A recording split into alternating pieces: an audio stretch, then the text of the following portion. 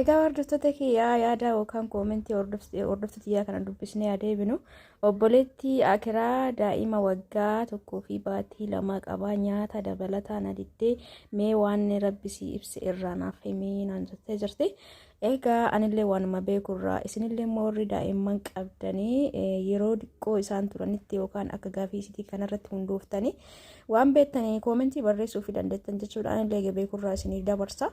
Haga xumura viidiyoo kiyyaatti na waliin tura. Laayik sheer gochuu hin dagatina. Akkasumas warroonni haarawaa taatan yookaan chaanaala kana subscribe hin goone taanaan subscribe gochuudhaan na hordofaa isiniin jaa. Egaa haga xumuraatti immoo turuu hin dagatina. Kallattimaan gaafii obboleettii tanarratti hundaa'ee waan beekurraa dubbadha jechuudha.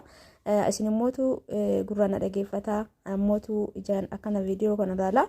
Haga tokkorraa hubadha. Baay'een keessanillee daa'imman ni qabdan jedhee yaada kanaafuu barreessaa isin jaa warri koomentii kana dubbistanii viidiyoo kaleessaa jalatti naa barreessite salaamtallee hin daganne. Assalaamu alaikum warahmatullaahi wabarakaatuhu. Jirra jirtu hordoftoota siimbootuu hundi keessanuu akkam jirtan fayyaa keessanii alaamanni aanamni keessan dalagaa aafiyaan akkam isiniin jaana bira bareeda wallaahi alhamdulillah isin biras bareeda kate abdiin qaba. Egaa daa'imman jechuudha ji'a 3 irraa eegaltanii nyaata dabalataa eegalchiisuu dandeettanii garuu ji'a 6 irraa jedhanii rakkoo miti jedhan garuu ijoollee ji'a 3 irraa baay'ee nyaata ijoolleen nyaata garuu ni danda'ama jechuudha rakkoo hin qabu.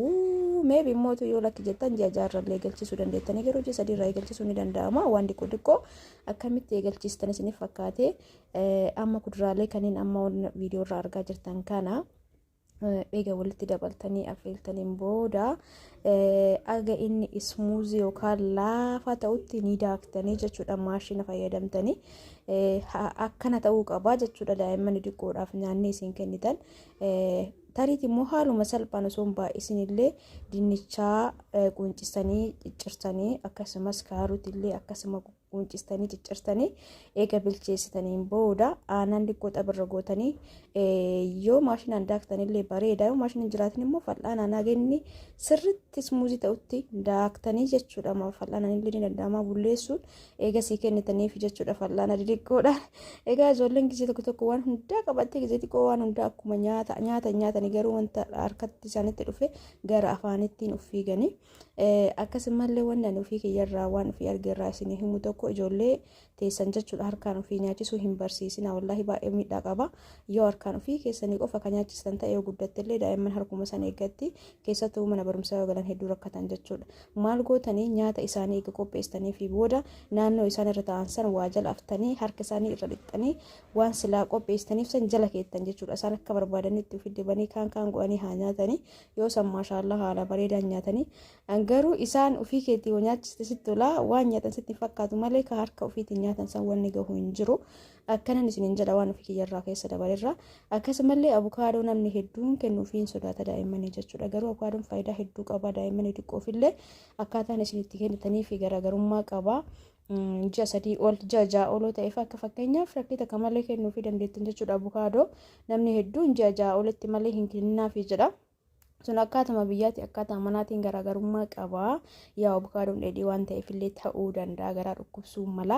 Yoo kennitaniif maal gootanii akkanatti sirriitti abukaadoo qulqulluu eegaddaan baqastanii ilaaltanii booda akkanatti haginni bifa laafaa ta'utti akkana bulleessitanii aannan xabarra gootan. Aannan ijoollee xixiqqoo ofoo fayyadamtan akka danfisattanii feermuuzitti naqxan jechuudha. Guyyaa tokko fayyadamtan sanuu akkanatti osoo hin danfisin hin fayyadamina.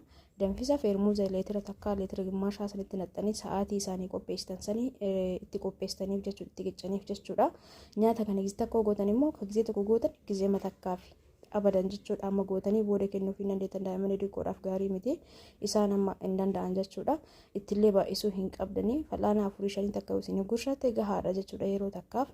Akkasumallee yeroo mara sa'aatiin barsiifata akka ta'utti sa'aatiin fakkeenyaaf hamma ganama qursiisaa tokkotti yoo kenniteef borullee akkasuma sa'aatii san eegi ufumaan gisee baratanitti hin eeggatan jechuudha. Akkana gootanii abukaadollee kennuufii dandeettanii kaana gammaa jedha kun daa'imman xixiqqoo fi ta'a jechuudha. Muuzii fa'a sirriitti laaffistanii aannan itti dabaluudhaan kennuufii dandeettanii. Akkasumas inni guddaan kaarotii bilcheessitanii dinnichaa yookaan moosee bilcheessitanii aannan xiqqoo isirra buustanii daattanii yookaan maashinatti dhooftanii akkasitti yoo kennitaniif baay'ee akka bareedaadha. Akkasumallee mootuu muuzii kanallee ta'uu danda'a. Baay'inaan daa'imman diqoodhaaf wanni ishigisan seeraamii fi maalii ka ishigisan ka'anan baxabbatan san yeroo baay'ee namni ka jalqabsiisu anillee akkatti jalqabe isaan jalqabsiise. Yoo jalqabarra wantoota lallaafaa kanaan nyaata barsiisuu baattan yoo ol guddattillee daa'imman hin nyaattu jechuudha. Nyaata dabalataa isin fudhattu.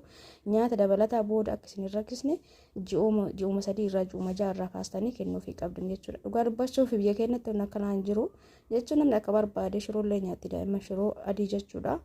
Osoo homaatti hin godhin liqishuu soogiddaa fi liqishuu zayitiitti gootanii aditti hojjetanii fi biddeena aflanyaa yookaan biddeena nama hin goomozosne yoo fatfat gootanii fi nyaatti jechuudha daa'imman akkuma abbaan barsiisetti. Ani garuu gisee isiin diqqoo akkanatti kana seeraamii fi san aananii fa'aa baxabbatuudhaan aannan takka feerumsitti naqattanii aannan danfistanii seeraamii fi sanillee jalqabsiisenillee itti aansuun baay'ee bareeda. Dinnichaa affeeltanii akkuma dura isiniin jedhan kaarotillee affeeltanii walitti daakuudhaan aannan irra buustanii kennuufii dandeettanii baay'ee bareeda isiniin ja'a. Yoo waggaa tokko ol taate mootu daa'imman teessan wantootuma kanneen bifa paankeekiitiin gootanii laatuufii dandeettan jechuudha. Baay'ee akka bareeda. Paastinii garagaraallee gootanii wantoota kanneen daakuudhaan akka suuqotitti paastinii san gubbarratti naxxanillee kennuufii dandeettanii maashaallah bareeda. Ajjallee yookaan ootisii yookaan ayisaa jechuudha akka qorqoorroo san fayyadamuufii dandeettanii nyaata hedduu qaba. Murteessaan garuu ammaan barsiisa diqqeen irraa yoo barsiistan malee gaafa jabaatte ishii namaan jettu. Akkasumas akka isaan harkaan nyaatan mirga guutuu kennaafin isin jaa. Namni ofii kiyyaa akkas ture harkaan ofii nyaachisaa ture. Garuu ol guddattillee ijoolleen harkaan nyaatuun itti ulfaata jechuudha. Hin baranne waan ta'eef isinii galee. Kanaafuu sima eeggatti. Mana barumsaatti immoo namni nama hojii deemee nama nyaachisu hin jiru waan ta'eef baay'ee miidhaa guddaa qaba saniif akka isaan barbaachisetti haa nyaatanii. Hanqaaqummoo akkanatti xiqqoo isii qondoo barbareef xiqqishuu isii wanni itti gootanii hanqaaqullee firfirii gootanii nyaachisuu dandeettanii. Akkasumas ootmeelii yookaan immoo ajjaa kanaa fi aannan baratamaadha daa'imman xiqqoo taate ajjaa kana aannan ibdara keettanii wanni danfellee ootisiitti naquu dandeettanii. Bicha aannanii fi ajjaa kana walitti gootanii akka shoorbaatitti garuu yabbuu akka ta'utti akka marqaa sanitti gootanii kennuufii dandeettanii. Itti aansuun paastinii garagaraatillee paastinii kan akkuma paastaa yookaan paastinii xixiqqoollee ta'uu dandeetti. Noormaalii affeeltanii dhimbiibdanii suugoommoo isaan suugoo kan osoo hin taane suugoo ataakiltii kana jechuudha. Fakkeenyaaf amma dinnichaaf kaarotii kan affeeltanii daaktanii smuuzii gootanii miti fiddanii paastinii san irratti naxxaniifi jechuudha. Haala bareedaa ta'een itti tola nyaatanii. Akkasumallee yoo kanuma qofallee barsiistan booda barbaree isin hin qammastu waan gootaniif irratti illee waan tokko irratti waan akka paastaa kana irratti xiqqoo si barbaree keessa buusuudhaan xiqqoo kana jechuun yoo waggaa tokko ol taate isin jechaa jira uummata qashtii daa'imman sabiitti kennaa isin ja'aan jiru waan barbaree waggaa tokko ol taate garuu suutaan akkasii yoo barsiistan barataa deemti jechuudha. Akkasumallee diikoorii godhaaf ijoollee waan tokko waan nyaata garaagaraa akkanatti diikoorii gootanii sahanirra keettanii agartanii hanqaaquu ta'uu mala mokoranii ta'uu danda'a sahanii gara tokkorratti bakka 2-3 gootanii fi harka isaanii irraa dhixxanii jala keettan akka barbaadanitti nyaatanii yookaan ofii nyaatu barsiistan nyaachisuu barsiistan booda isin nyaattu jechuudha. Waan akka qixxaawuu dhufii yoo barbaadan immoo ajjaa gootanii muuzii gootanii hanqaaquu gootanii walitti daakuudhaan aannan xiqqoo irra buustanii maxbashaa ibidda lashiitti bilcheessanii fi akka paankeekiitti jechuudha. Kana jechuun yoo waggaa tokko ol tarte jechuudha ijoolleen teessan kana gootanillee kennuufii dandeettanii. Guddaan firiidamii kennaaf ijoolleedha jechuudha. Ani waan ofii kiyyaa keessa dabareerraa waan ani sila akkas osoo godhe jedhurraa isin himaa jira. Nyaata qopheessaniif taana bakka isaan nyaatan san waa jalaftanii uffataaf fa'aa cinqamaa ture. Uffalleessitu fi dibdinoo akkasoo goone ijoolleen nyaatuun barattu yoo ofii gurshuuti baratte. Si yoo sandasi jedha waan isaan sirri quubsite nyaachisti si fakkaata garuu ijoolleef gaarii miti. Nyaata san godhee fi harka isaanii irraa dhixxee kaatee naannoo isaan irra taa'an san waa jalaftee jala keetta akka barbaadanitti kan ofi dibanii kaanaa nyaatanii. Kana jechuun boodaafillee bareedaadha jechuudha. Barataa deemanii akkana gootanii akka paankeekiitti illee godhuufii dandeettanii akkanatti mummurtanii babbareessitanii diikoor gootanii jala keettanii itti tolaa nyaatanii jechuudha. Hordoftoota kiyyaa egaa obboleettii kiyyaa kaanguu fi kiyyaa beekurraa hanganuma siin je'eetii jira. Waan nama gammaa jedhe kana keessa jechuudha. Mee atillee yaali hanqaaqullee akkana gootanii hanqaaquu wajjinii onni dhiqqishuu isii saaltii yookaan soogidda ijoolleef baay'ee ittiin go'inaa gaarii miti kaleen isaanii hin jabaanne waan ta'eef gaarii miti. Kun immootu baala onni ittiin bilaalaati aannan xiqqoo irra buustanii isa kanallee akka firfiriitti yookaan noormaalii akkanuma maxbasha irratti firfir gootanii jechuudha. Hanqaaquu osoo wanna biraatti hin galchin kennuufii dandeettanii. kanneen keessaa waan garagaraa gootaniif ka ijoolleen teessan jaalattee nyaattu yeroo biraa gootaniif jechuudha. Abukaadollee akkanatti haala kanaan bulleessitanii abukaadoon dhugaa dubbachuu fi faayidaa hedduu qaba nama guddaatiif jechuudha. Guddaa diqqa hin jedhu omeegaa of keessaa qaba akkasumas maagneeziyeemii of keessaa qaba vaayitaaminii hedduu vaayitaaminii gosa hedduu of keessaa qaba waan ta'eef barbaachisaadha sammuu kennaafillee fayyaa keessaa kennaafillee isiniin jaa hanqaaqulleen akkasuma. Garuu nyaatota kanneen akkaataa nu dhiyeessinutti rakkoos qabaatu danda'a jechuudha. Akkaataa nu maali wajjolitti manne sa'aatii kam akka dhiyeessinu malee rakkoo miti daa'immaniif akkasumas foon qurxummii fa'aa ijoolleedhaaf baay'ee akka gorfamaa yoo isaan ol jabaatanii zayitii qurxummii fa'aa kennuufi akka qabdan bareeda akka ta'e jechuudha.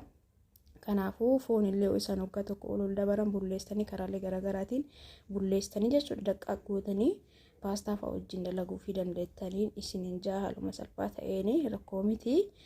Wanta garagaraa yaala amma dinnicha kana gosa hedduu yaaluu fi dandeettanii bifa bulleessanii sanii yaaluu fi dandeettanii akkasumatti illee cabsitanii kennuu fi dandeettanii dinnicha hedduu jaalatti hanqaaquu wajjin fa'aa kennuu fi dandeettanii hanqaaquu wajjin dinnicha kana addatti bilcheessitanii ismuuzii gootaniin booda hanqaaqullee affeeltanii akkasii walitti godhuudhaan baay'ee qaama isaaniitiif illee bareedaadha.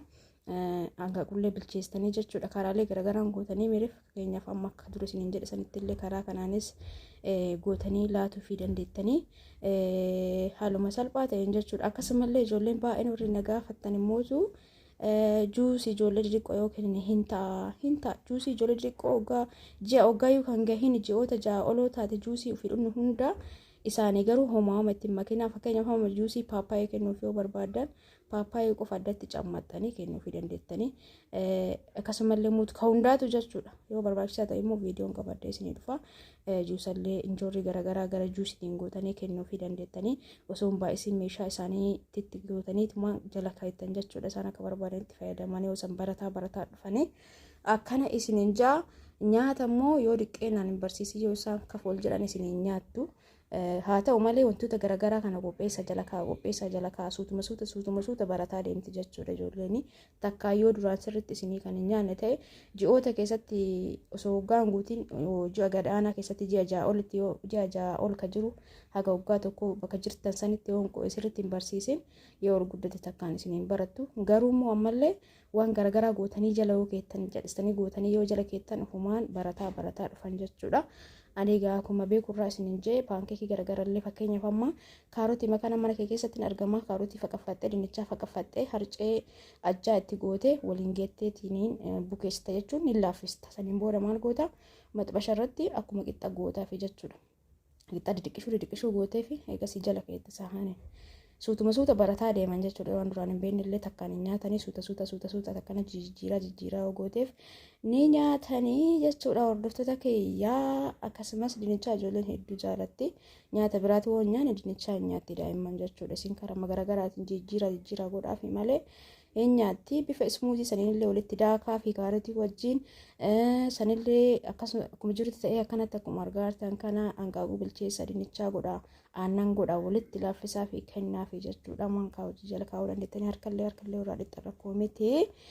Akkana isiniin jedha. Egaa hordoftoota kiyyaa anuufii kiyyaa waan beekurraa biyya keenya keessatti amma namni akkanatti suuta ijoollee fakkana godhu hin jiru. Ijoolleen suutaan barattee dhugaa dubbattu shiroo adillee hedduu jaalatte ijoolleen jechuudha. Shunkurtiin naamna osoo ittiin godhin shiroo adii tana zayitii xiqqoo irra gootanii timaatimii xiqqoo itti faqaffatanii timaatimni hafuullee rakkoo miti hin nyaatan jechuudha. Egaa akkana isin jaa hordoftoota kiyyaa isinitti osoo jedhee hedduudha jechuudha. Viidiyoo biraatiin immoo juusii ijoollee isiniif qabadee dhufa. Kana kanumaan raawwadhee jira. Laayik sheer gochuun hin dagatinaa ulfaadha galatooma.